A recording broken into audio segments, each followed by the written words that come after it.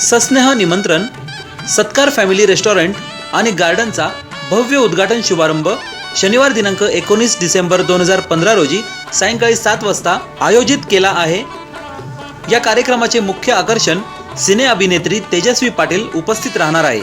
कार्यक्रमाचे निमंत्रक माननीय श्री प्रभाकर प्रेमाजी सातकर, प्रगतशील शेतकरी, माननीय श्री राजेंद्र प्रभाकर सातकर, उद्योजक, माननीय सौ पूनम राजेंद्र सातकर, सदस्या काने ग्रामपंचायत, माननीय श्री विनोद प्रभाकर सातकर, उद्योजक, तसेच समस्त सातकर परिवार व सगळे सोयरे।